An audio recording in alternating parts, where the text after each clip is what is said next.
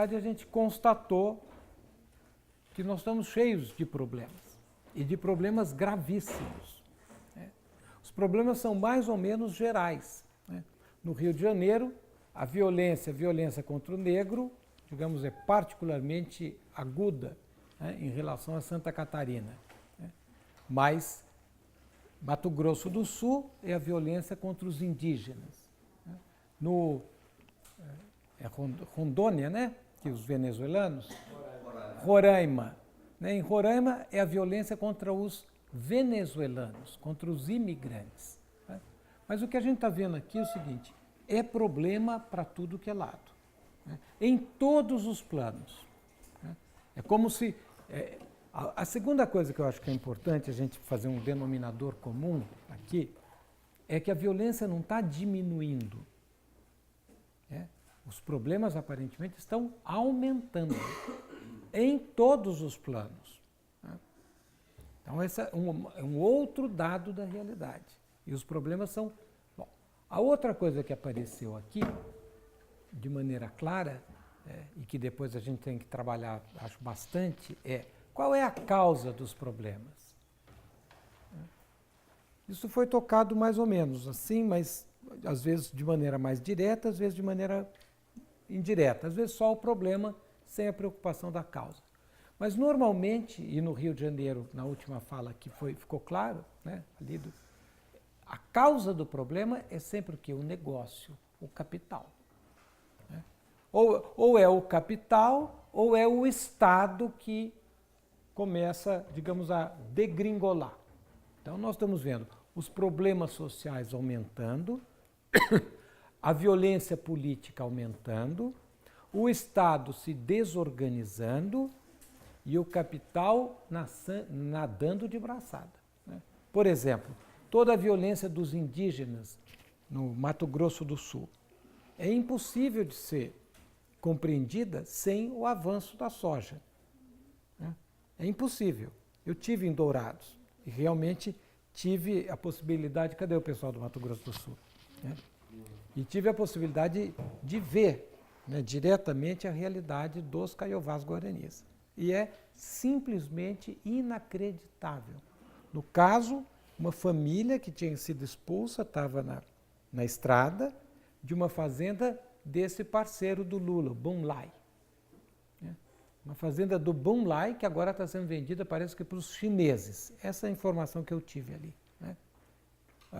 No caso daquela cidade, daquele comunidade indígena, o moço falou para mim, olha, eu não saio daqui porque já mataram o meu avô e já mataram o meu filho. Meu filho foi matado pelos capangas do Bom Lai, que atropelou com caminhonete. Então, eu morro aqui, porque se o meu ancestral está aqui, eu não tenho como sair daqui, que é do modo de vida dos Caiovás. Então, o que eu acho que é importante a gente ter claro é o seguinte, quer dizer, a situação é grave. Nós vivemos uma crise social profunda, uma crise política profunda, as coisas não estão melhorando, estão piorando, os problemas não são locais, são mais ou menos gerais, com as suas especificidades, e os problemas não são só brasileiros. Mesmo os problemas sociais, o Brasil é um país enorme, muito isolado do resto, que ou tem uma Amazônia, ou tem a Cordilheira dos Andes, enfim, então a gente fica isolado, mas agora não. Os problemas começam a se misturar. Então eu acho que a primeira coisa que a gente tem que ter é um diagnóstico. Qual é o problema? Qual é o problema do povo brasileiro? Porque se a gente for olhar a televisão, que é um outro problema que surgiu aqui muito forte, que é a dominação ideológica completa, a fabricação da realidade. Mas se a gente for ver pela televisão, qual é o problema do Brasil? É a crise econômica e a crise política. Não é isso? Resolveu a crise econômica, resolveu a crise política, o Brasil não tem mais problema. Agora nós estamos num ano eleitoral. A burguesia está fazendo a agenda da eleição, que é um momento em que a população desperta para uma discussão política. Qual é a agenda da burguesia? O ajuste econômico vai bem, está encaminhado. Estamos quase saindo da crise, não é isso? Temos um problema, que é a política. Vamos resolver a política. Essa é a agenda deles. Mas a gente tem que ter, então, para eles, qual é o problema? Crise econômica, que está quase resolvida, na visão deles, né? E crise política, que eles vão ter, que a gente volta a isso. Mas qual é o diagnóstico que sai disto? Né? Para fazer uma brincadeira, o Brasil chega para o médico, o Brasil foram vocês aqui, está aqui no chão. Vamos supor que eu sou o médico. Então eu vi, vocês falaram os sintomas. Mas qual é o diagnóstico? Qual é a doença? Porque isso é importante, a gente tem que entender as coisas. A doença, eu vou arriscar e propor a vocês para o debate, é o seguinte, é que nós estamos acometidos de barbárie capitalista. Esse é o nome da doença. O que é desastre ambiental? O que é o desastre, digamos, ideológico? O que é a violência do Estado contra os pobres? Sistemática. O que é o desemprego? O que são as migrações? Todos os problemas que foram postos aqui, né? Todos eles fazem parte, são facetas, aspectos da barbárie capitalista. Então, a primeira questão que é importante, a gente ter uma perspectiva de como a gente vai ver os problemas. Se eu vejo os problemas pela ótica do capital, qual é o meu problema? É crise econômica, crise política, segurança pública. Se eu vejo os problemas pela ótica do trabalho, qual é o problema? É a barbárie. Ou seja, as coisas vão mal e vão piorando. Não é que elas vão mal e vão melhorando. Elas vão mal e vão piorando. Você diz, mas elas vão mal num organismo muito sólido. Não. Elas vão mal numa sociedade já muito difícil, que é a nossa sociedade. Uma das sociedades mais desiguais do mundo. Então, o que nós estamos assistindo aqui? Todo mundo assustados. Aí acho que todos. Os trabalhadores e também a burguesia assustada. Nós estamos assistindo todos os problemas do Brasil que não foram resolvidos virem à tona. Porque não adianta eu jogar embaixo do tapete. Em algum momento aquilo sai. Não adianta eu reprimir. Aquilo vem. Então, quais são os problemas do Brasil? Problema da nossa, que vem da colonização. O genocídio do índio, né? O sequestro do negro, a emancipação mal feita, que não deu nenhuma autonomia para nós. Depois a abolição dos brancos para os brancos, que não resolve o problema do racismo estrutural. A desigualdade extrema que se perpetua, né, e que vai assumindo. É machismo estrutural, racismo estrutural. É tudo isso que está vindo. Né? E vem com a violência de baixo para cima, que isto carrega, que é a violência, digamos, do escravo contra o branco, né, contra o senhor, a violência dos de baixo contra os de cima, e a violência simétrica, dos de cima contra os de baixo, porque os de cima sabem que se os de baixo levantam, não sobra nada. Então, é esta sociedade violenta, né, que, digamos, que fica em alguns momentos dormente, por exemplo, quando a economia cresce, isso tudo acomoda um pouco. Está lá, mas acomoda. Né? Você vai empurrando com a barriga. Mas quando a crise fica aguda, isso tudo... Então, eu acho que o problema do povo é, primeiro, entender qual é o problema dele. Né?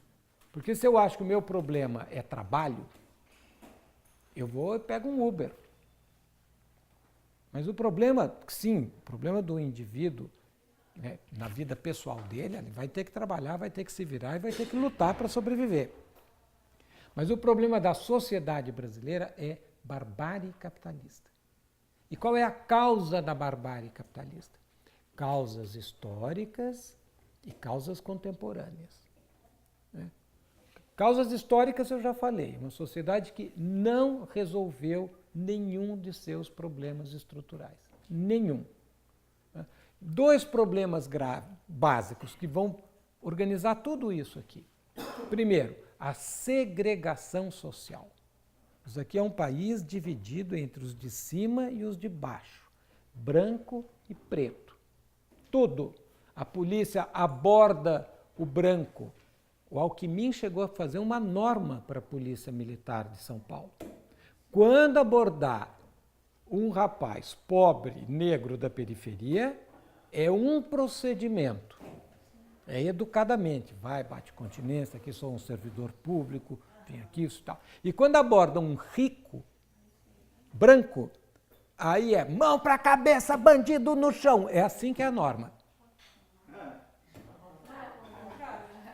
Não, é. Só podia ser o contrário, né?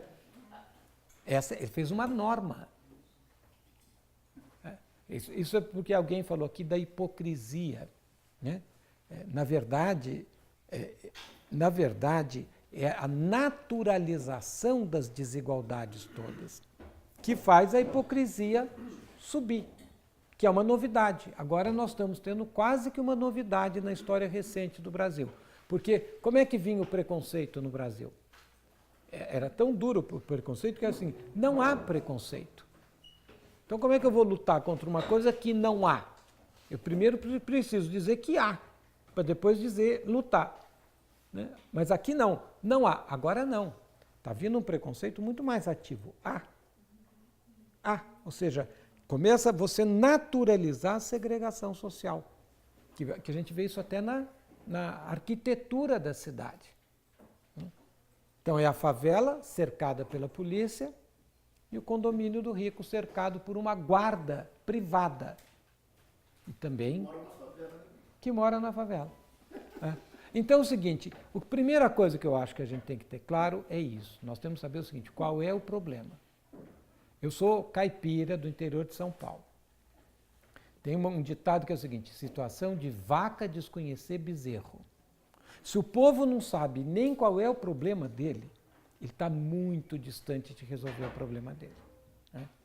Ele tem que saber qual é o problema dele. O problema dele não é viabilizar, né? O problema dele não é o seguinte, se a economia capitalista funciona, então as coisas voltam a ficar bem e tudo vai melhorar. Esta é a retórica do capital. Então, se eu levar isto muito a sério, eu vou para o meu patrão e falo, olha, eu quero me voluntariar, ganhar menos, para fazer uma obra social e a gente poder resolver o problema de todo mundo. Né? Então, o nosso problema é a barbárie capitalista. As causas, a segregação social. Segundo, a dependência externa. Nós não organizamos o nosso país em função dos problemas do nosso país. Vou dar um exemplo que saiu aqui da discussão. Rio de Janeiro, mega eventos. Investimentos públicos. Ótimo. Vamos fazer investimentos públicos, gastar muito dinheiro para fazer coisas públicas. Mas foram feitas para fazer saneamento, habitação popular? Não. Foram feitas para fazer negócio. Negócio. Aí você vai, por exemplo, você vê os estádios. Tem o pessoal do Amazonas aqui? O estádio. Tem cabimento? Né? O estádio que eu vi em Fortaleza, parece uma nave espacial, no meio do nada. Uma coisa absurda completa. Quer dizer, por quê? Porque o país não é organizado para resolver os problemas do país. O país é organizado para criar negócios. Então, essas são as causas. Você diz, mas isso não é novidade, Plínio. Isso vem desde a colônia. São esses problemas que se acumularam desde a colônia que vêm para a rua. Por exemplo, passeata, agora recente, em protesto pela morte da Marielle, aqui em São Paulo. Quais eram as palavras de ordem? 2, basicamente. Né? Fim da polícia militar. O que quer dizer isso?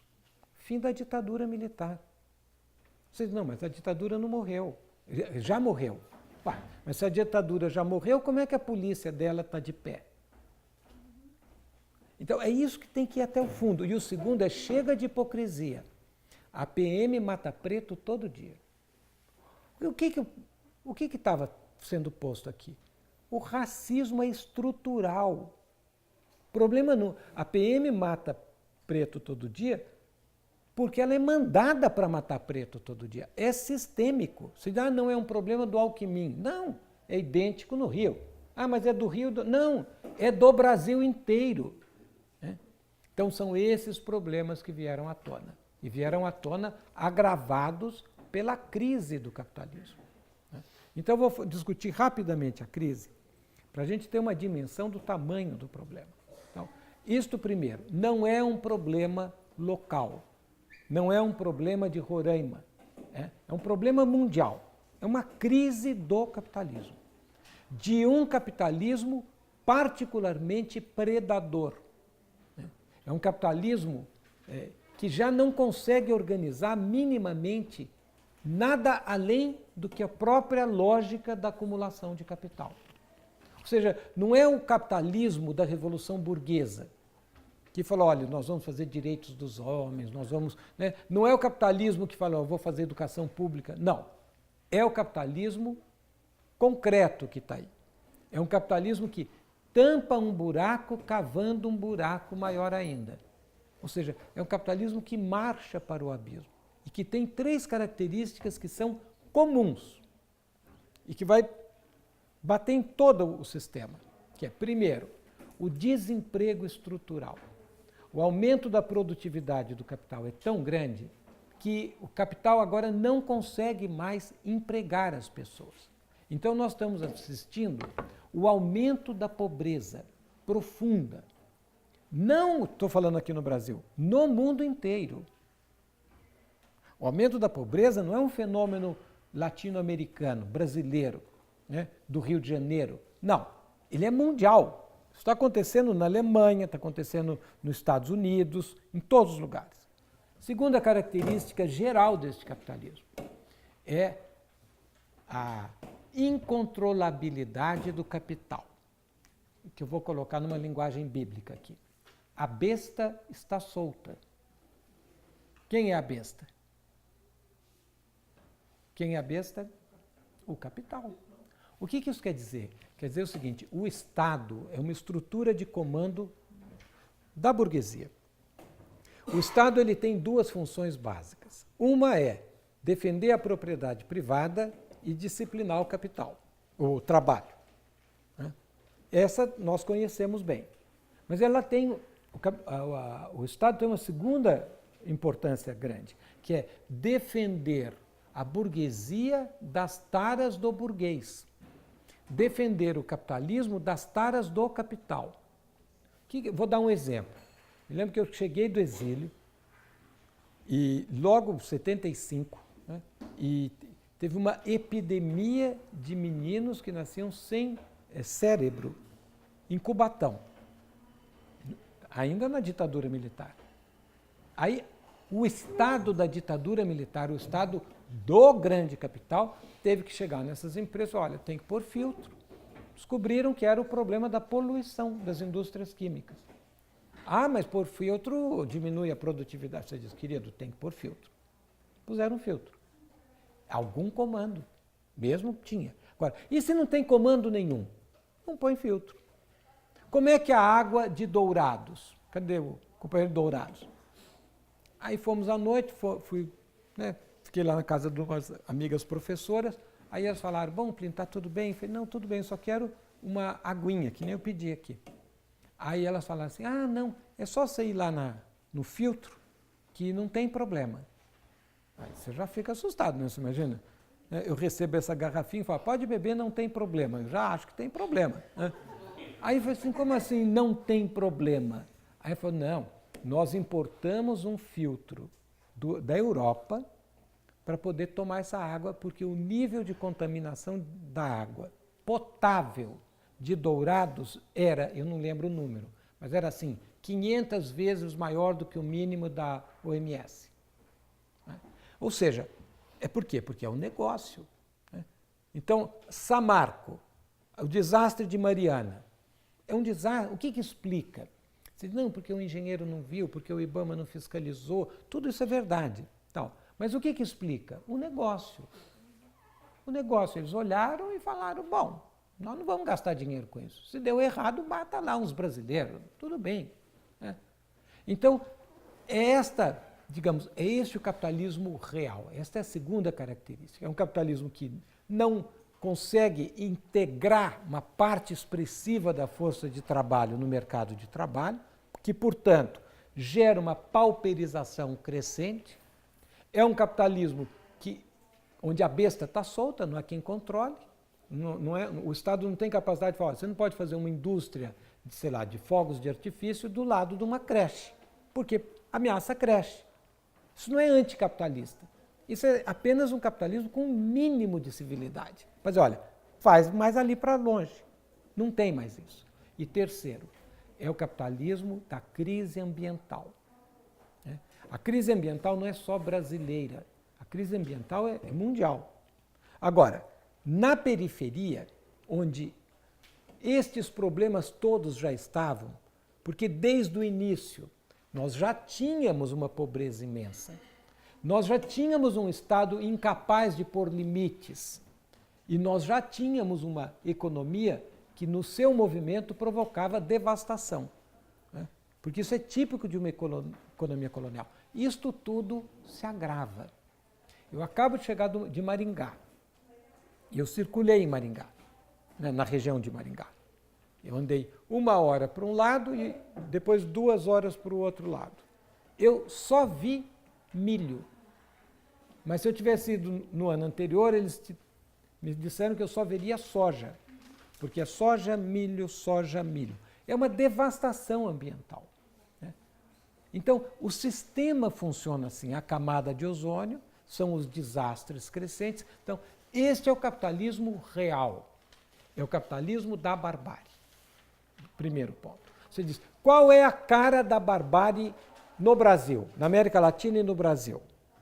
É a cara, porque a barbárie vai ter uma cara em cada lugar. Ela não tem a mesma cara. Nos Estados Unidos, eu tenho ou faltam? Oh, então eu vou correr, eu pensei que eu tinha 1 hora. Eu vou correr. Então, qual é a cara da barbárie? Não, eu vou a galope aqui, não tem importância.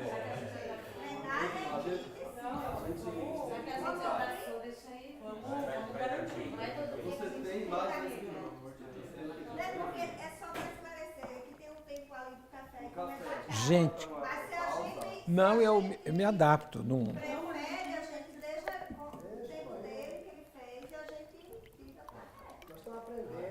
Então é o seguinte, qual é a cara da barbárie aqui? Vamos pegar na América Latina e no Brasil. Né? Aqui a barbárie vai ter a cara de um processo de reversão neocolonial. Então essa é uma ideia. É importante, aquilo que eu falei. É importante a gente ter um diagnóstico. Né? Eu estou doente, e eu não. O sujeito está doente, para a gente não ter nenhum perigo. Né? Sujeito está doente, vai no médico. Não tem diagnóstico. Não tem diagnóstico, não tem diagnóstico. Você fica zero. Aí vai no outro médico, não tem, ainda não fizeram um diagnóstico. Então a gente ter um diagnóstico é importante. Então, qual é o diagnóstico? Nós sofremos os males da barbárie capitalista. Bom, qual é a causa disto? Não. Qual é a característica disto aqui, para nós? É um processo de reversão neocolonial. Então, a segunda coisa que eu quero dizer é o seguinte, entender a realidade é entender o sentido das mudanças. Eu estou guiando um carro. Para eu entender o que vai acontecer, eu tenho que entender de onde eu saí e onde eu quero chegar. Então, se a gente não tem uma leitura do sentido das mudanças, nós não entendemos o que está acontecendo. Sabe, pelada? Todo mundo corre, ou então conversa de botequim, todo mundo grita, mas ninguém fala nada. Vira pelada. Nós temos que ter uma leitura. Então, eu estou dizendo o seguinte, qual é a mudança? Nós estamos sofrendo, uma mudança é para pior, está aqui. E, Rose, se a gente for pegar isto, porque a gente já está nisso há algum tempo, né? O que a gente vê? Que está melhorando, está melhorando, está melhorando, está melhorando, está quase ótimo, aí deu uma caidinha, mas agora... Não, só está piorando. Qual é o sentido das mudanças? É este o sentido, ladeira abaixo. O que nos permite dizer com alguma confiança que amanhã será pior do que hoje, porque é ladeira abaixo. Você diz, mas não vem ladeira abaixo, porque, por exemplo, porque a ladeira abaixo vem assim, por exemplo, você diz, e o neodesenvolvimentismo do Lula? Está na ladeira abaixo, mas você diz, mas parecia que estava subindo. Sim, porque não vai subir e descer assim reto, ele vai descer assim. Né? É assim que ele vai descer. Isso eu chamo de reversão neocolonial. O que é a reversão neocolonial de maneira bem clara para todo mundo? É a redução sistemática do padrão mínimo de civilidade que a sociedade brasileira tinha conquistado a duras penas e que sempre foi muito mínimo. Então você pega assim, questão racial, menos.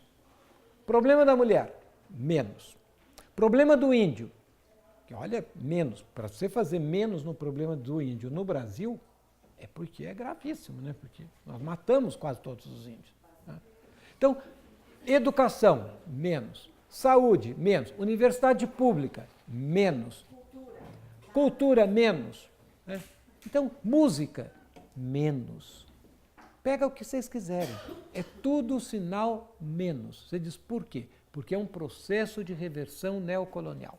O que é o Brasil? O Brasil é uma sociedade de origem colonial. Que procura organizar uma autonomia mínima, ou seja, em transição para uma sociedade nacional. Essa que é a história do Brasil. E o que aconteceu com esta transição? Ela abortou. Para o Caio Prado Júnior, que é um dos nossos maiores historiadores, abortou lá na década de 50. Para o Florestan Fernandes, aborta no golpe de 64. Para o Furtado, aborta na década de 80, por diversos motivos que eu não vou discutir aqui porque não dá tempo. Né? Mas o fato é que se abortou lá, agora ou mais recentemente, o fato é que abortou. Como é que você vê isto? Né? Rapidamente. Qual é a base material de uma sociedade nacional? A indústria. Nós estamos desindustrializando. Qual é a base social de uma sociedade nacional? Um mínimo equilíbrio na relação capital-trabalho, mínimo. Nós estamos fazendo o quê? Aumentando a terceirização, a precarização do trabalho. Qual é a base burguesa de uma sociedade nacional? É uma burguesia nacional, que tem um projeto nacional. O que quer dizer um projeto nacional? É uma burguesia que diz, não é só ganhar dinheiro, é ganhar dinheiro e também organizar uma educação pública. Não tem isso. A nossa burguesia não está nem aí com a educação pública, com a saúde e tal. Então, e por aí vai, até o fim. Em todas as dimensões, é um processo de que nós estamos sendo, digamos, solapados, estão puxando o tapete da sociedade nacional. Bom, então é isto. Esse é o movimento estrutural. Dentro deste movimento estrutural, o que explica a conjuntura? E eu vou acelerar um pouquinho. A crise econômica, então, uma crise estrutural. O que é crise estrutural que eu estou chamando? É uma crise do modo de produção capitalista. É uma crise da viabilidade da relação capital-trabalho, estrutural. É uma crise que vai demorar, digamos, já vem há décadas e tem décadas pela frente. Dentro desta crise, o capitalismo vive uma crise econômica que estoura em 2008. Aquela que o Lula falou que era uma marolinha, não. Essa provavelmente é a maior crise da história do capitalismo. Isto bate aqui. Você diz, mas nós crescemos no meio da crise, porque ela bate de maneira desigual. O primeiro movimento foi trazer capital para a periferia. E o Brasil pegou esse capital, deu um vento, levou. Mas era óbvio que isso daqui ia estourar e que o capital ia parar de vir. E isso estoura. E nós estamos no estouro. Bom, e aí nós temos que nos ajustar às exigências do capital de solução desta crise. Qual é a exigência do capital? É uma ofensiva do capital sobre o trabalho, que se traduz em menos direitos, menos políticas sociais. Basicamente é isso, e menos emprego. Bom, como é que isto bate no Brasil? bate na forma de ajuste. Agora todos se ajoelham em nome do ajuste. O que é o ajuste? É a reforma da Previdência, é a reforma trabalhista, é o congelamento dos gastos públicos. Isso é o ajuste. Agora, para que é o ajuste? Na burguesia diz, se ajustar, volta a crescer. Então vamos pegar, como o tempo é curto, vamos ao essencial. Vamos supor o seguinte, se der certo o ajuste, qual é o Brasil que nós vamos ter? Vamos pensar um esforço aqui, pensar 20, 30 anos para frente. O ajuste deu certinho. Fizeram todas as reformas da Previdência, tudo. Ajustaram as contas públicas, deu tudo certo. Prêmio do Banco Mundial e do FMI para o Meirelles. Bom, qual é a cara do Brasil? Qual vai ser a economia brasileira? Crise, movimento, né? A gente tem que entender o movimento. E na crise, as mudanças qualitativas. A única coisa certa na crise é que as coisas não vão ficar iguais. Algumas coisas vão morrer, outras vão sobreviver e se ajustar ao novo tempo, e outras que a gente nem sabia que existia vão surgir. Então, entender o país agora, já, é entender a crise. Não. Crise econômica. O que está morrendo? A indústria brasileira. Você diz, é grave. É gravíssimo, porque sem indústria, nós não temos o mínimo de autonomia para organizar a vida material do Brasil. O que eles estão pondo no lugar da indústria? Agronegócio, extrativismo mineral. Então, qual é a frente de expansão do capitalismo brasileiro?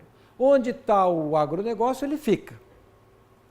Mas ele precisa crescer. Cresce para o Cerrado, cresce para a Amazônia, provocando, passando em cima de quem estiver na frente. Quilombolas, índio, negro, pobre. Tô nem aí. Nós vamos para cima. É uma devastação social, uma devastação ambiental, uma devastação cultural. Então é isso. Bom, e na política? Então, qual é o projeto?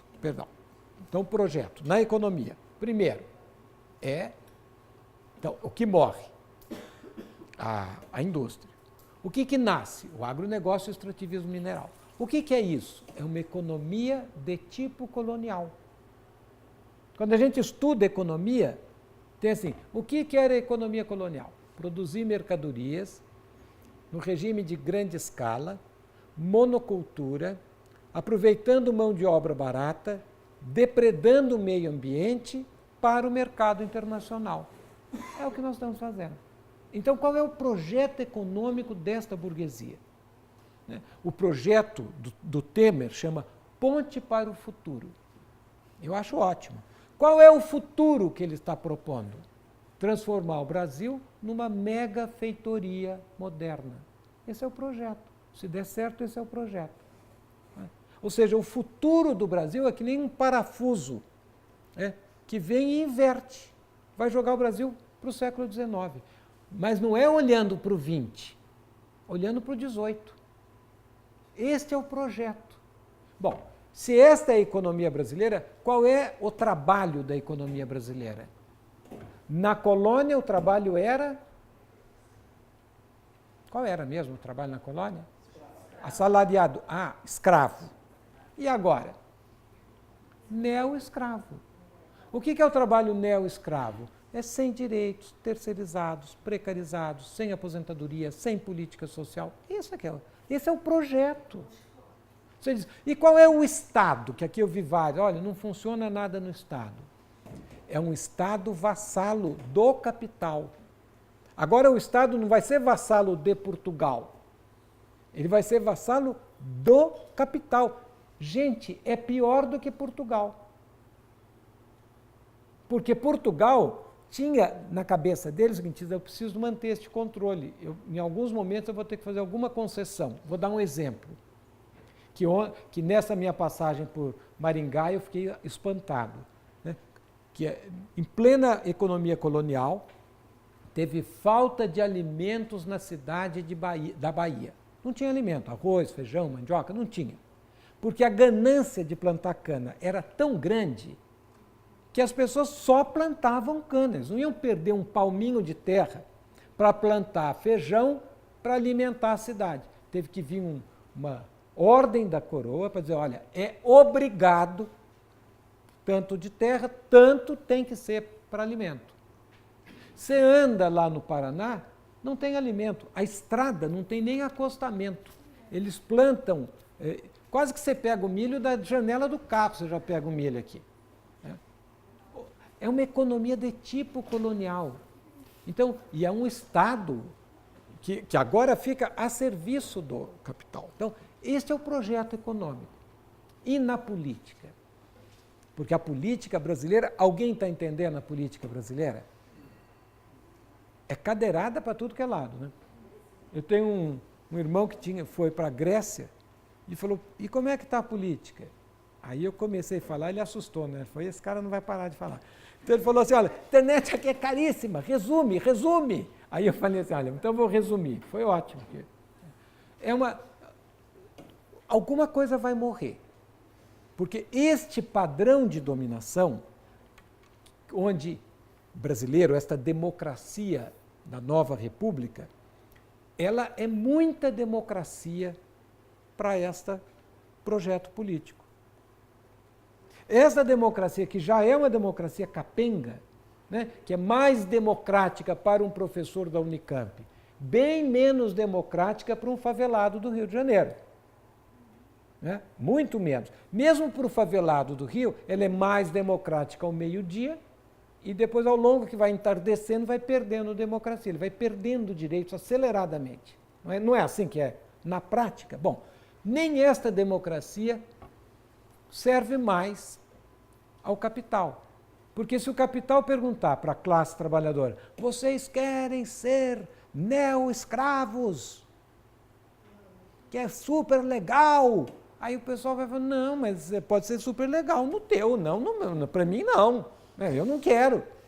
Então não pode consultar, o povo tem que ser anulado na sua vontade política. E este padrão de dominação não é suficiente para anular. Então é uma crise, gente, profunda. Quero que vocês tenham a dimensão da gravidade da crise, que é o equivalente à gravidade do que está aqui no chão. Fim do trabalho escravo. O que acontece com o Império? Desmorona. Fez assim, blé. Crise do café. Desmorona a República Velha. Crise da industrialização nacional, quando as multinacionais assaltam a industrialização brasileira. Crise do getulismo, golpe de 64. Bom, agora é a crise da indústria internacional. Esta superestrutura política está ruindo. Então, o que morre? Morre a Constituição de 88. É isto que está sendo matado. Quem mata? Quem mata? Mata eu vou chamar assim, este partido figurado do Fora Todos reacionário, que é comandado pelo Lava Jato, TV Globo, Fachin. O que eles fazem? Eles mostram como funciona a política brasileira. Eles mentem? Não. Todos são corruptos, menos o Lula? Não. O povo sabe que todos são corruptos. O povo protege o Lula porque ele diz, esse é o nosso corrupto. Com razão. Com razão, porque ele diz, esse é o menos pior, esse pelo menos aqui olha um pouquinho para nós. Né? Você sabe que essa coisa aqui que eu fiz, é um amigo meu, argentino, explicando para a mãe para não votar no Menem. A mãe era casada com um ferroviário, né, que era o pai dele. Né? Então era peronista até não poder mais. Então o meu amigo marxista ele falou, Plínio, eu usei tudo, expliquei, luta de classe. E minha mãe, olha, eu vou votar no Menem. No final não tinha mais nenhum recurso, eu falei, mas mãe, ele é um ladrão. Aí disse que ela olhou para mim assim, com muito dó, falou, pô, esse menino estudou tanto, é uma besta quadrada. Falou, mas ele é o nosso ladrão, é claro que ele é ladrão, mas será que o cara estudou tanto e não percebeu que ele é o nosso ladrão? Quer dizer, não vai. Bom, então o que faz? Ele apura o roubo, mostra que o roubo é sistêmico, que que o capital é controlado de maneira muito, muito firme pelo capital. Desmoraliza os políticos, todos.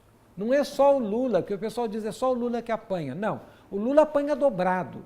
O Lula apanha dobrado basicamente porque ele encarna as esperanças da Constituição de 88 como nenhum outro. E é isso que tem que ser morto. E é por isso que ele apanha dobrado. O fato dele ser nordestino, tudo bem, agrava. Mas se ele não fosse nordestino, se ele fosse um latifundiário, que nem era o Jango Goulart, apanharia também. E se fosse o Salvador Allende, que era um médico, apanharia também. Porque o problema, o que importa para nós é o essencial. Né? Então, mas todos apanham. Por exemplo, Aécio Neves, coqueluche da burguesia, com pedigree, com uma carreira promissora, virou pó. Não virou pó? Virou pó em 2 dias. Né? Acabou. Temer vai ser preso. Saiu dali, virou pó. Não tem nenhum respeito. Então, o sistema, e não é só as pessoas, os sistemas, o PSDB, acabou. O PMDB mudou o nome, MDB, não resolveu nada. Né? Quer dizer, está tudo em crise, é uma crise profunda. Então, quem mata? Este sistema. Você diz, mas mata para resolver a corrupção. Não, eles não estão minimamente preocupados com a corrupção. Qual é a causa da corrupção? É só ler qualquer delação mais qualificada. Agora vai sair do Palocci, mas só ler. Qual é a causa? O capital. Mas e o que essa operação faz com o capital? Nada. Tem uma figura jurídica linda que chama acordo de leniência. Com esse nome até eu já estou a favor, né? Quer dizer, porra, né? Pode mais sério do que um acordo de... O que diz o acordo de leniência? Que o capital paga uma multa e continua operando. Então a JBS controla 200 parlamentares, conspira na calada da noite com o presidente, paga uma multa, pega uma informação privilegiada, especula no mercado financeiro, paga a multa, tem um trocado de lucro e está aí. Como é que é possível acabar com a corrupção sem acabar com a Odebrecht, com a OAS, com a JBS e com os bancos? Esse dinheiro todo passeia e os bancos são os bancos, né? Os bancos foram poupados da investigação. Né?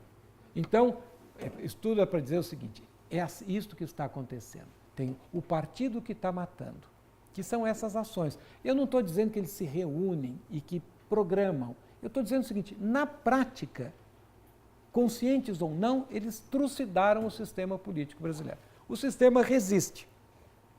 O velho resiste. E o velho é poderoso. E tem força até no Supremo. Tanta força que todo mundo sabe aqui. Qual é o principal ministro do partido da estanca sangria no Supremo? Gilmar Mendes. Então vamos organizar as coisas, falar as coisas como elas são. Gilmar Mendes. E ele tem força, e ele amplia, então o velho resiste. Mas este é o problema político. Então, o capital está matando isto, o que ele vai pôr no lugar? Não sabe. E isso ajuda a resistência do velho. Né? Mas será algo autoritário. Terá algo duro. Tem que ser duro, porque para que este projeto avance, a classe trabalhadora tem que estar a zero. Tem que estar a zero como classe. Sem programa. Sem organização. Intimidada pela criminalização, pela lei do terrorismo. Mas ela tem que estar a zero, o trabalhador tem que estar a zero, mesmo na expressão liberal do trabalhador como eleitor. Quando o trabalhador vai votar, ele não vai como classe, ele vai como indivíduo. Mas mesmo aquele votinho, quer dizer, bom, pelo menos aqui eu voto contra essa canalha. Mesmo isso tem que ser neutralizado. Então essa é a gravidade. Um sistema eleitoral que tem metade nem vai, nem vota. Ou não vai, ou vai e vota nulo e branco. Falta metade.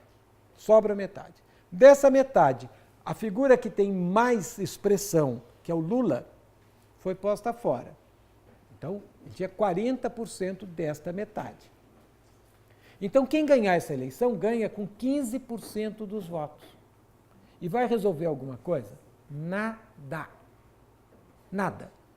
Você diz, mas qualquer que seja o eleito, qualquer que seja o eleito, quando chegar maio de 2019, nós vamos estar aqui reunidos e a crise vai estar monumental. Porque esse é o problema. Né? Então, o que eu estou dizendo é o seguinte, esta nova república está morrendo, ela está condenada historicamente. Qual é o debate real? O que pôr no lugar? Na hora de pôr o que pôr no lugar, a burguesia tem uma ofensiva.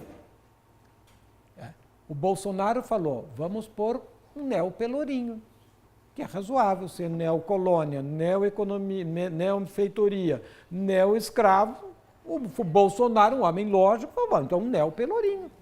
Né? Vai pôr um neo-pelourinho. Né?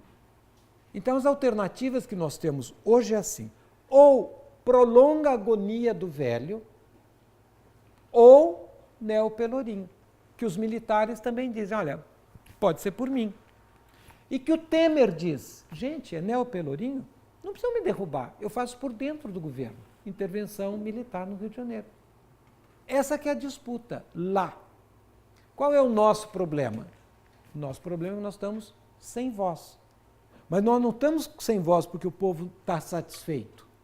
Né? Vamos pegar o Brasil. Né? Jornadas de junho de 2013. Primavera das Mulheres. Greve geral. Ocupação das escolas. Tem muita movimentação. Para pegar a última aqui, a greve dos professores que derrotou o Dória. O Dória é a figura política mais forte da burguesia. Ganhou aqui de goleada. Precisava fazer a reforma para apresentar na campanha, para falar, ó, eu sou o que faz. Os professores cercaram a Câmara, puseram 80 mil pessoas e falaram, não vai fazer. Ou seja, tem movimentação por baixo, mas não tem programa. O que a gente vai pôr no lugar da economia? O que a gente vai pôr no lugar desta nova república? Não há este programa. Então, eu acho que é este o desafio que está posto. É esta análise de conjuntura que eu queria debater com vocês. É uma crise profunda, é uma crise muito profunda. O efeito desta crise é a barbárie. A barbárie aqui tem a cara da reversão neocolonial. O capital reage, se adaptando à barbárie. Então, qual é a política social do capital? Administrar barbárie. Como é que administra a violência de barbárie? PM, você diz, e se a PM não dá conta? Exército. Eles estão respondendo às coisas. Nós estamos sem programa. Nós precisamos ter um programa sério. O programa Volta Lula não resolve nada. Né? O programa não, mas não há provas, não resolve nada. A gente precisa ter conversa séria para poder dialogar com isto aqui, que está no chão. Senão a gente não dialoga. É isso mais ou menos que eu queria colocar. Daquele violência do crack, né? Oi? A violência do crack, São Paulo, eu vi muito isso. A violência do crack na juventude, nas pessoas, os zumbis, né?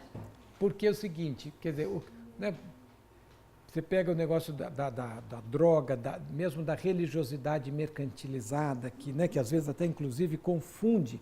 Quando que ela cresce?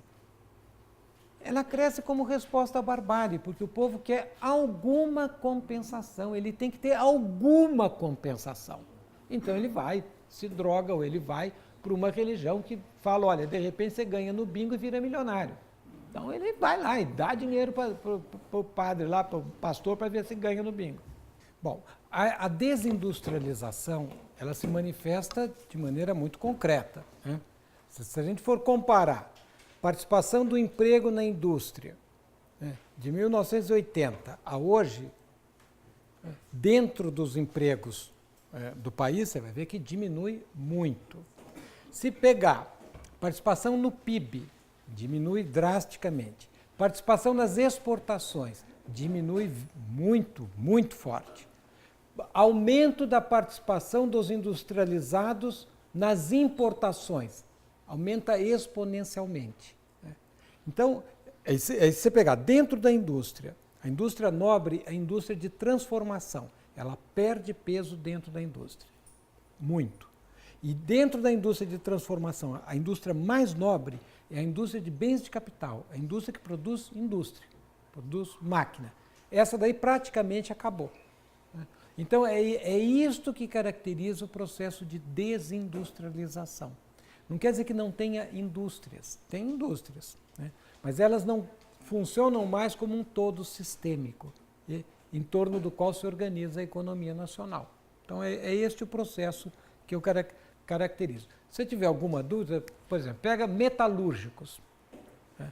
Metalúrgicos de Campinas, até um tempo, acho que era no início dos anos 2000, eu não tenho a data agora certinho, era metade do número de metalúrgicos em 1980. Né? E hoje deve estar provavelmente metade do que já foi em 2000. Então, é isto que é a desindustrialização. Lula tem várias questões aqui, né? Primeiro, a ideia é que o Lula, inegavelmente, fez muitas coisas boas. Né? Aí tem que, isso é muito subjetivo, né? Quer dizer, se um governo fizer uma casa popular, nos 4 anos, ele fez uma coisa boa, que é uma casa popular. Né? A gente precisa ver o seguinte, se ele está resolvendo os problemas. Então vamos pegar na política social, vamos pegar o coqueluche deles, Minha Casa Minha Vida. Né? Fizeram muitas casas, né? Mas o déficit habitacional aumentou desde o começo do Minha Casa Minha Vida até hoje em 1,5 milhão de habitações. Na reforma agrária, ele fez a reforma agrária da Cátia Abreu, do latifúndio. Ele não fez a nossa reforma agrária. Ele fez uma reforma agrária do mal, do grande capital, do agronegócio. Né? No meio ambiente, ele franqueou a Amazônia para a entrada do capital. Né? E se a gente for pegar um por um, nós vamos ver o seguinte, o governo Lula, não é que ele foi mais ou menos, foi desastroso, né, do meu ponto de vista. E o pior desastre foi ter desarmado a classe. A classe luta, conquista. A classe não luta, perde, conquista. Por que ela está perdendo conquista? Porque senão a gente fica o seguinte, como é que foi o jogo? Jogamos para burro. E qual foi o resultado? 10-0. Você diz, puxa, que vitória. Não, não, foi derrota. Você diz, mas vocês jogaram para burro e perderam de 10-0? Não, mas teve um lance sensacional. Sim, mas perderam de 10-0. Né? Então, eu tenho uma visão que, agora, no subdesenvolvimento, toda vez que cresce, né, Florestan Fernandes, qual é a ideologia do subdesenvolvimento? É o crescimento. Então, é a ilusão que os problemas serão resolvidos pelo crescimento. O Lula usou isso muito. É a mesma ideologia da ditadura militar. Ou seja, as coisas serão resolvidas pelo crescimento. O próprio Florestan diz o seguinte, querer resolver os problemas da sociedade brasileira pelo crescimento é mais ou menos que nem querer curar a raiva mordendo o rabo do cachorro louco. Só vai aumentar a inalação do problema, que foi o que aconteceu. Né? E isto fica claro aonde? 2013. 2013, as contradições seculares da sociedade brasileira, agravadas por aquele ciclo de modernização dos padrões de consumo, estourou na rua. Né? Eu vou voltar a isso, porque tem uma outra questão que bate direto nisso. Né? Por que que, você diz, mas por que não resolveram os problemas antes? Que é uma boa questão. Porque qual é a galinha... Por que que o nosso capitalismo não consegue se aproximar do inglês? Que é muito ruim para a classe operária, mas muito melhor do que vive a nossa classe operária. Porque nós temos um capitalismo específico, que eu vou chamar de capitalismo dependente. O nosso capitalismo, ele tem 2 marcas, a segregação social e a dependência externa. E a galinha dos ovos de ouro do nosso capitalismo é o salário baixo. É a superexploração do trabalho. Esta é a galinha dos ovos de ouro. E para ter salário baixo, tem que ter um mar de pobreza que funciona como uma âncora, que deprime o salário. Então, é por isso que isso não é resolvido. Porque, no fundo, dentro do capitalismo, há limites muito grandes. Eu vou voltar a isso quando a gente discutir os governos progressistas. Tecnologia, você tem toda a razão. A começar pelo Lula. Né? Como é que foi Furtado? Ele disse, qual é o problema do Brasil? O Furtado é um economista, ele diz. É que a gente incorpora um padrão tecnológico completamente inadequado para os problemas do Brasil. E por isso a gente não resolve os problemas do Brasil. Vou dar um exemplo concreto. O pobre pode ter o padrão de vida do Joesley? Alguém aqui pode ter o padrão de vida do Joesley?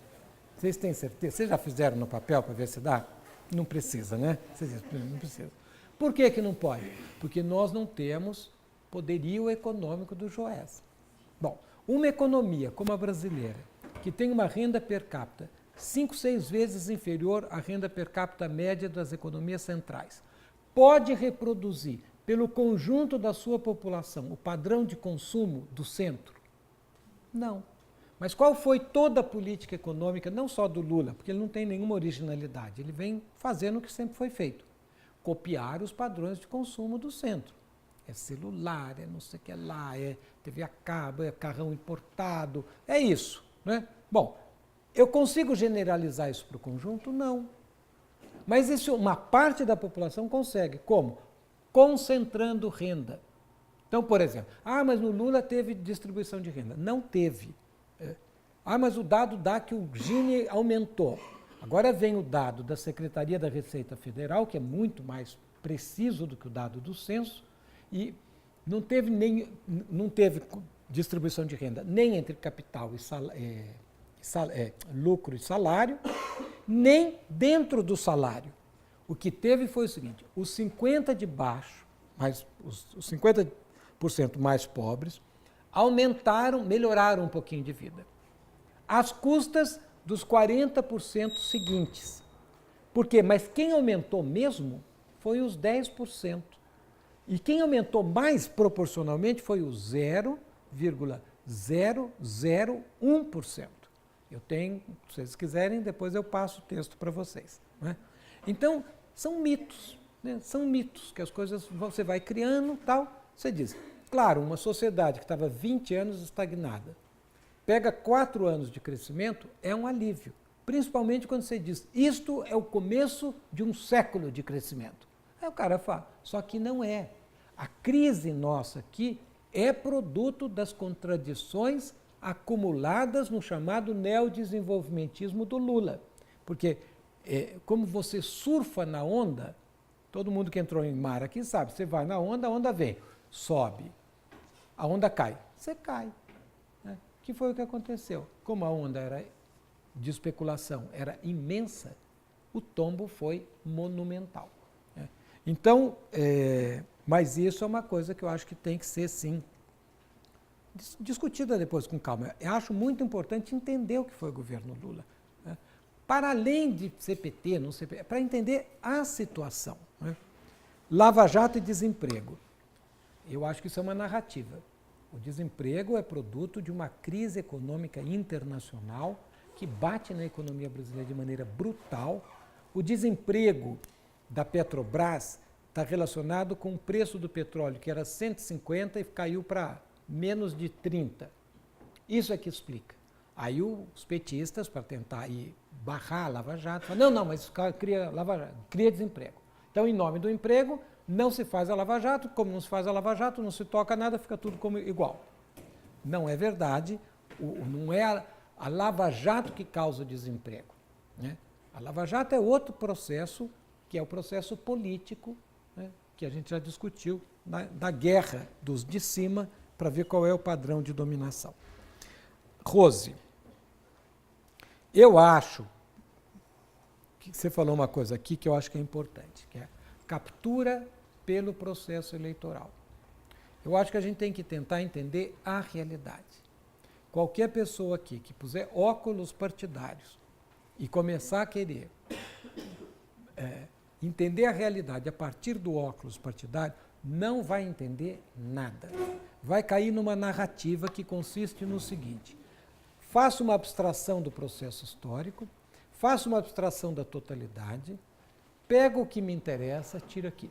Tum, tirei. E crio uma historinha que é funcional para o meu interesse. Isso pode ser funcional para os partidos. Para entender a realidade, estou absolutamente convencido que não ajuda nada. Nem o Aécio é fascista, nem o Lula é cubano. Tem nada a ver com nada. Estou falando, é outra coisa. Agora, cada um acredita no que quiser, mas eu acho que para entender a realidade não ajuda nada. Bom, também quero dizer o seguinte: a gente aqui não precisa de concordância. Ninguém precisa concordar com nada do que eu estou falando. A gente precisa de debate. E a gente precisa de um debate com uma regra, que é buscar a raiz dos problemas. Né? Buscar um debate radical, que eu quero é entender o problema. Para eu entender o problema, eu tenho que ter uma visão histórica, uma visão do conjunto, né? E uma perspectiva de classe, crítica. O que interessa não é se é bom ou ruim para o PT, é bom ou ruim para o Lula, é bom ou ruim para... Não, o que interessa é o seguinte, é a classe. Teve golpe contra a classe. Qual foi o golpe? Começa em 2013, pela repressão violentíssima daquilo, com o beneplácito de Haddad, que Haddad e Alckmin de mãozinhas dadas, e o Haddad falou, não, a polícia se comportou muito bem. Essa polícia que depois provocou a maior manifestação moderna do Brasil, se comportou tão bem que a população falou, ok, isso, chega, foi para a rua para proteger a moçada. Eu digo, em concordância, em solidariedade com aquilo. Aí eles pararam de bater e fizeram outro processo que a gente pode discutir como é que eles resolveram isso. Né? Então é o seguinte, começa ali, continua com a Dilma, que disse, não faço ajuste nem que a vaca tussa. E qual era a briga? O Lula queria o Meirelles e a Dilma não queria o Meirelles, queria o Levi, que era menos ruim do que o Meirelles. Mas eles queriam o Meirelles. Esse é o segundo golpe. Mas não é o golpe na classe. O terceiro golpe foi quando se dobrou a meta do ajuste com o Meirelles. Neste terceiro golpe, a Dilma também foi golpeada, sem dúvida. Mas aqui o que importa é a classe, não é a Dilma. É a classe que a gente tem que ver. Senão a gente cai em narrativas que não resolvem, na minha opinião, nada. Então o que a gente tem que ter aqui, debater francamente, sem nenhum problema de estar concordando ou não, mas sempre com o problema da perspectiva de classe e do movimento da crítica radical. Vamos à raiz do problema, senão a gente corre atrás do rabo e não sai do lugar. E a gente já está há algum tempo nisso. Bom, governos progressistas. Não é só o governo brasileiro que está em crise. Todos os governos chamados progressistas estão em crise. O que são os governos progressistas? São governos com muita disparidade entre eles, mas que todos têm em comum o fato de não enfrentarem a raiz dos problemas.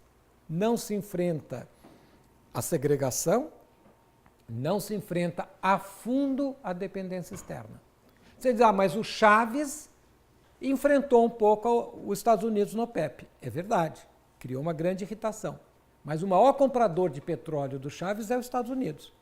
Você diz, sim, mas ele diz, ele foi menos capacho do que o Lula, que ganhou o apelido de O Cara. Não, sem dúvida, ele foi menos capacho do que o Lula. Né? Mas ele não enfrentou a questão. E na questão agrária? Pergunta para o MST como é que é a reforma agrária na Venezuela. Zero. Zero. Por isso é que tem os refugiados. Não teria. Estariam cultivando a terra deles. Né? Eu estou pegando o Chaves, que foi o mais ousado deles. Né?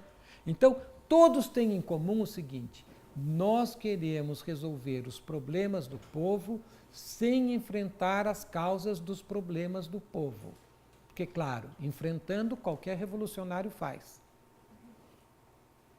Vai resolver? É o que eu chamo de quadratura do círculo. Não vai resolver. Se você não enfrentar as causas, você não vai enfrentar o problema. Todos eles têm em comum isso aqui. Agora eles vão mudar. Uns têm mais mobilização, Venezuela vai mais longe. Né? Um tem mais excedente, a Venezuela, com petróleo a 150, faz mais coisas.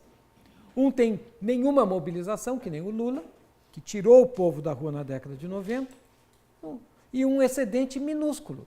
Porque se vocês pegarem e comparar o orçamento do federal dos 8 anos do Fernando Henrique com os 8 anos do Lula, o que muda? Muda um dado, que é a política social de assistencialista, no Fernando Henrique era 0,08% do PIB, no Lula era 1,08% do PIB. Esse é todo o progressismo do Lula. Então, o que é o Lula? O Lula, esses governos todos são o quê? São governos que se posicionam à esquerda da ordem, do status quo, do establishment. Eles não são uma esquerda. O que é a esquerda socialista? É que questiona as estruturas, que vai à raiz dos problemas. Ninguém foi à raiz de problema nenhum aí. Se administrou com maior sensibilidade social dentro do possível, que é muito estreito e cada vez mais impossível. Isso a gente precisa ter claro, senão a gente faz joguinho de palavra. Por exemplo, esquerda e direita sempre tem, eu estou à esquerda da Ana. Né? Mas vamos pegar o Bolsonaro para fazer uma gozação com o meu partido, o PSOL. O PSOL faz aliança, eu estou fazendo uma crítica ao meu partido, né? No Amapá, com o DEM. Aí eu falei, gente, mas com o DEM? Ah, não, mas é um DEM de esquerda. Eu falei, ufa, que alívio, gente, que susto vocês me deram, eu pensei que fosse um DEM de direita. Não, mas era um DEM de esquerda. No que consiste a aliança? É o maior partido do Brasil no Amapá, quer dizer, o maior partido no Amapá é o PSOL. 8 mil militantes. Sabe quantos votos a gente tem para deputado federal? Menos de 2 mil. Nosso militante é tão generoso que na hora H ele vota no DEM, claro, de esquerda. Né? Quer dizer, então a gente precisa saber muito bem o que é esquerda e direita, para a gente não comer gato por lebre. Né? Então nós estamos falando aqui, esses governos progressistas são governos da esquerda da ordem. Eles conseguem fazer pequenas melhorias, muito pequenas, quase todas políticas sociais, reversíveis com as mudanças na situação fiscal, né, durante períodos de expansão. Termina a expansão, vai a zero. Então você pega o Hugo Chávez. Né? Isso eu não estou querendo dizer que a direita do Hugo Chávez seja boa, não é isso que eu estou dizendo. Eu só estou dizendo o seguinte, o Hugo Chávez pegou o petróleo a 150 e fez um montão de coisa. Termina o ciclo, a economia está mais especializada, a situação social é extraordinariamente precária. Não, isso é ideologia. Não, ninguém, né, são quantos mil que estão lá? 40. Ninguém, não tem 40 mil que sai porque a ideologia disse que estava ruim. Estava bom, mas falaram tanto que estava ruim que ele saiu. Não é isso. A situação é dramática, real. Então, é isso. Isso a gente tem que enfrentar com radicalidade, sem medo de ver as coisas e sem tabu. Não, isso não pode falar porque atrapalha aqui, isso daqui não pode falar porque atrapalha. Não, então não pode falar nada. Bom. É? E sem defesa apaixonada. Pois é, tem que ter um debate. Então é o seguinte, Plínio, eu discordo, acho que você exagerou, caracterizou errado. Ótimo, é assim que a gente aprende. Não tem problema nenhum. É. Governos de esquerda, que já respondi. Não é bem, viu, Rose, que a burguesia permite. Eu só formularia um pouquinho diferente. A burguesia não permite nunca nada. Tudo que a gente consegue arrancado da burguesia. Né? Então, esse governo do Lula conseguiu por quê? Porque o povo estava degringolando o governo do Fernando Henrique. Vocês lembram que o segundo governo foi uma crise do primeiro ao último dia. Né? E o povo, em protesto, vota no Lula. E o Lula ia ter que dar alguma coisa para esse povo. Né?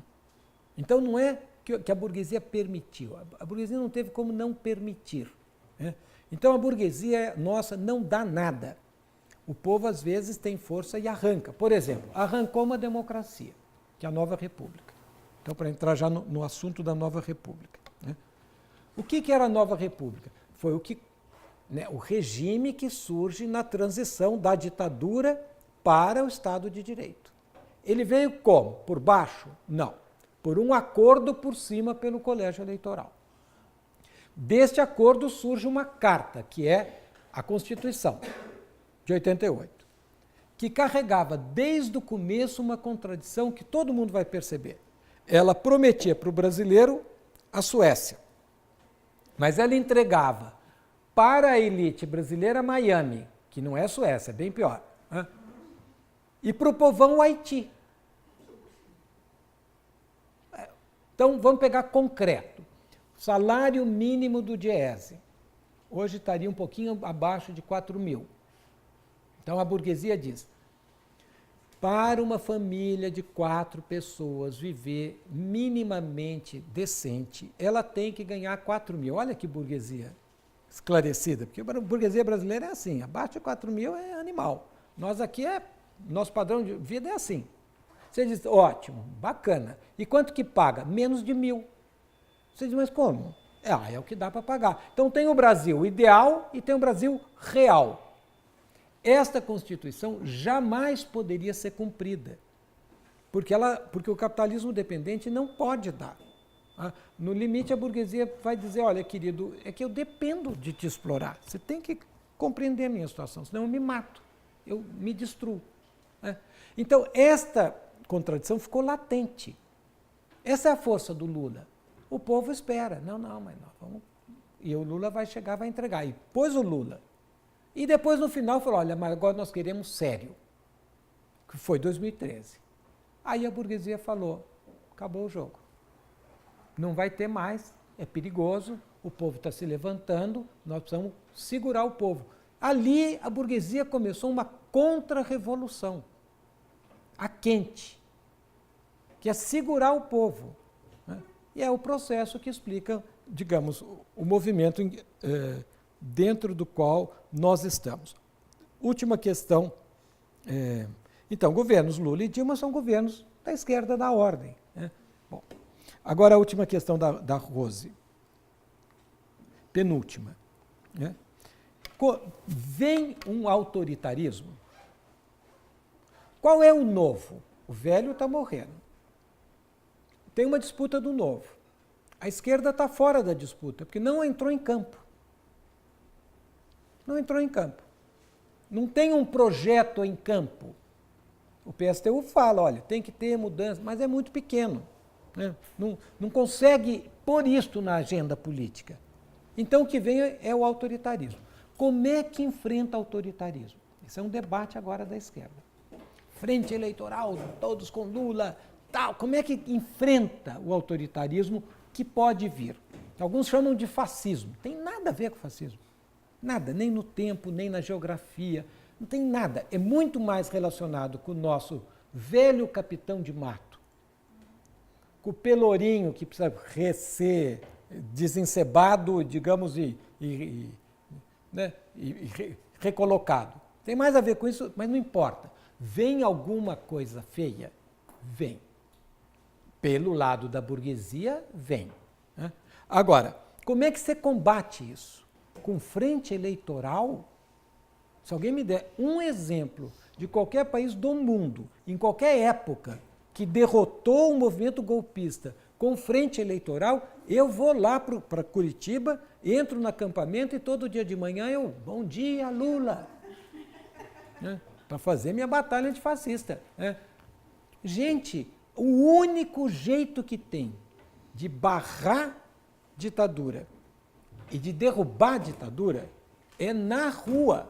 Não existe. Se alguém falar, Plínio, vocês estão todos liberados, e eu recebo a crítica com grande alegria, porque eu aprendo com a crítica. Fala, Plínio, quebrou a cara, aconteceu ali em sei lá, qualquer lugar ali, aconteceu em tal lugar, Islândia, 1803, tá ótimo. Então eu não vou mais falar isso daqui, se isso daqui for uma besteira, porque eu não fiz uma análise de todos, mas eu não conheço nenhum governo ou nenhum movimento autoritário derrubado por uma frente eleitoral de uma ordem moribunda.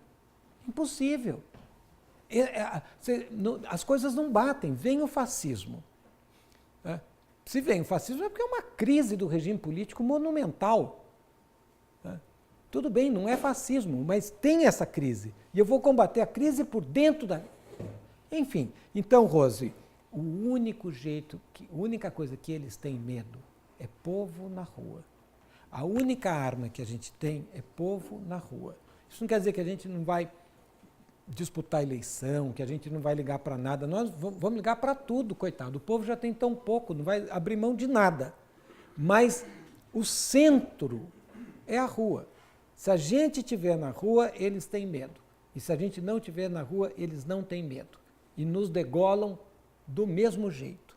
Bom, por fim, o grito. Eu vou dar um palpite, então, no grito. Agora, ninguém perguntou disso, eu fiz uma auto-pergunta. Né? Em menos de 3 minutos. Bom, não, eu quero dar um palpite. Hã? Tem 2 pessoas ainda que querem... Tá, é rapidíssimo. Eu acho que qual é o grito que a gente tem que fazer? A gente tem que fazer o grito da denúncia do que está acontecendo. O que o Brasil precisa não é de um cara falando que é o Lula que é o melhor, então é o Ciro que é melhor, ou sei lá, que é a Manuela que é a melhor, ou sei lá, vamos de Alckmin mesmo, que a coisa está tão ruim que o menos pior é o Alckmin. Né? De repente a gente vai até de Bolsonaro, porque o Bolsonaro é menos ruim que o Mourão, sei lá, né? O sistema do menos ruim é terrível. Bom, nós temos que fazer o grito, eu acho que o grito é o seguinte, ó, isso daqui é uma barbárie, isso daqui é inaceitável, e isso daqui exige uma mudança estrutural. O que precisa ser posto é o seguinte, qual é o novo? O novo pela burguesia é colocar o Brasil no século XIX. E pelo trabalho? Pelo trabalho, na minha opinião, o novo é uma revolução que tem uma perspectiva socialista. De qualquer maneira, é importante que a população debata. Coloca na ordem do dia o seguinte, nós precisamos... Você diz, mas o novo não está posto. Claro, mas a hora não é de colher o novo, a hora é de semear o novo. Se o grito contribuir para semear o novo, que é semear uma conversa boa na classe, eu acho que ele fez um golaço. Se o grito optar por partidarizar, eu vou achar muito ruim. E se o grito optar por sair pela tangente, eu vou passar assoviando, fingindo que não é comigo, que a situação está muito complicada. Eu vou achar ruim e vou continuar enchendo vocês para ver se vocês fazem, digamos, faz o debate correto. E no debate vamos discutir. Então, qual é o sinal da esperança, no fundo? Da onde vem a esperança? Eu acho que a esperança vem do povo que luta. O povo está lutando. Né? Quando o pessoal diz, não, há uma passividade do povo, não é verdade. O povo não está passivo, o povo está inquieto, mas o povo está sem voz. Então, eu poderia ficar aqui, né? Jornadas de junho de 2013. Foi um negócio imenso, fortíssimo. Sim, mas não resolveu nada. Não, vamos ver por quê. Né? Primavera das Mulheres, greve geral, essa manifestação dos professores, são coisas enormes. Vou pegar um exemplo que eu peguei ali há pouco para alguns. Ocupação de escola. 1.200 escolas ocupadas. 10 Anas Júlias por escola, no mínimo, para ocupar uma escola. Então, nós, no ano, acho que foi 2016, o Brasil criou 12.000 Anas Júlias. É muita encrenca para criar, pensa bem, 12.000 Anas Júlias. Né? Agora, o que a gente pôs na cabeça da Ana Júlia? Nada. Porque não tem um programa, não tem um plano alternativo. Então, pega essas 12.000 Ana Júlias e diz o quê? Como é que resolve o problema do país? Fora Temer. Você diz, por quê? Porque ajuste com fora Temer funciona bem. Não teve nem fora ajuste, é fora Temer. Então, eu tenho esperança pelo seguinte, a classe vai reagir e vai lutar, e ela está lutando. O que falta para a classe? Falta um programa. Ela luta sem programa. Agora eu vou para a questão do protagonismo, do Marcos. Marcos, eu discordo de você que é fácil fazer a crítica da oposição. Eu acho esse, na verdade, um argumento altamente conservador, né? Que o difícil é pôr a mão na massa, né? O Temer pode falar a mesma coisa hoje. O difícil é pegar, roubar, fazer as coisas que tem que ser feitas para o Estado funcionar. Fácil, eu não estou falando que você falou isso, mas fácil é ficar que nem os deputadozinhos do pessoal lá, falando, não, tem que ser honesto, tal. Aliás, o Lula falou isso, né? Quero ver o pessoal, quando ele entrar no governo, se não vai pôr a mão na massa, né? Eu acho que não. Eu acho que as pessoas que ficaram na oposição ficaram altamente isoladas, estigmatizadas, neutralizadas, mas cumpriram uma função importante, que é de manter a brasa acesa, à espera de um vento bom para incendiar as coisas. Então, eu acho que não. Eu acho que fácil é ficar num poder que coopta e que, no fundo, subordina tudo a uma lógica já pré-definida. Concordo totalmente que não há fórmula para a revolução. E concordo integralmente que a gente tem que fazer um longo debate sobre o que é a revolução, sobre a transição. E que dentro deste debate é central a discussão da tecnologia. O que a gente faz com essa tecnologia? Por exemplo, a tecnologia da bomba nuclear é uma tremenda tecnologia, dificílima de ser feita, né? Tanto que os americanos não deixam, né? Vale a pena continuar ou não? Talvez não. Tem uma parte da tecnologia que a gente pode falar, acho que isso não é essencial. Mas redefinir o que é fundamental, como é que a gente vai produzir o que é fundamental e qual é a tecnologia melhor para isso, eu tenho pleno acordo, é um dos assuntos vitais que a classe deveria estar fazendo. Mas não está. Mas o capital está fazendo. O que eu vou fazer com essa tecnologia? Eu vou espionar, eu vou expropriar o conhecimento do trabalhador. Só para a gente ter uma noção. Nós já temos um automóvel que anda sem motorista. Como tem o avião, que é o drone, né? Que anda sem motorista. Nós expropriamos o conhecimento de um piloto e de um motorista de ônibus. Isso é um poder para o capital monumental. Então nós temos que pegar essa tecnologia e colocá-la do avesso, a serviço do trabalho. Então eu tenho pleno acordo. Bom, protagonismo. Porque no fundo, para responder a questão através da esperança, você diz, olha, tudo bem, tem vida aqui embaixo, e essa vida se manifesta. Mas alguém pode falar, mas Plínio, mas de concreto não aparece nada, né? É como se fosse um amor platônico, uma revolução platônica, ela nunca vai, nunca acontece. Junho de 2013, vem aquele povão na rua. O que faz a burguesia? Bate, que é o que ela sabe fazer. 2.000 vira 4.000, bate o dobrado. 4.000 vira 8.000. Aí, com o apoio de Haddad, todos juntos, todos, PT, ali foi ninguém discordou de ninguém. Aí eles bateram para valer, né? Aí veio 40.000. Aí eles olharam e falaram, não dá para bater. Isso aqui não dá para bater. O que eles fizeram, vocês lembram?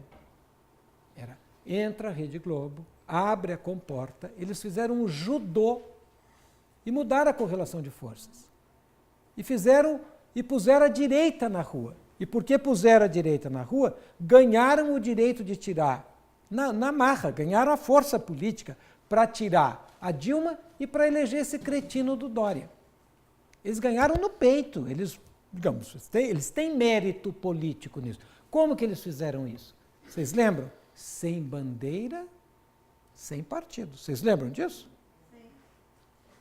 Sem bandeira, mas tinha bandeira. Qual era a bandeira que tinha? Do Brasil. Ordem e progresso. Progresso, negócios, ordem, pau. Essa é a bandeira do Brasil. Pau, negócio e pau no povo. Essa estava lá, tirando selfie com a PM. Não é isso? Porque a PM é segregação. Quem está? Não os coxinhas, selfie. Quem está? O povão, pau. Não é assim? Então é sem bandeira, sem programa. Sem programa.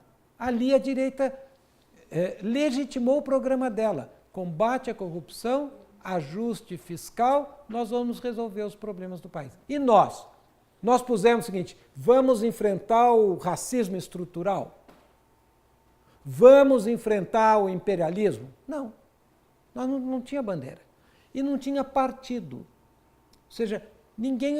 Eles tinham. A Rede Globo falava, agora manifestação, 10 horas, tal, e vinha, e entrevista, e avisava a semana inteira para ninguém esquecer, e quando é deles é ativista, e quando é nosso é terrorista. Eles fizeram todo o circo.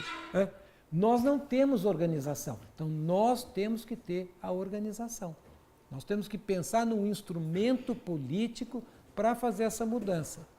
Então é daí que vem minha esperança, e é daí que este potencial transformador da classe, que fica só latente, pode virar,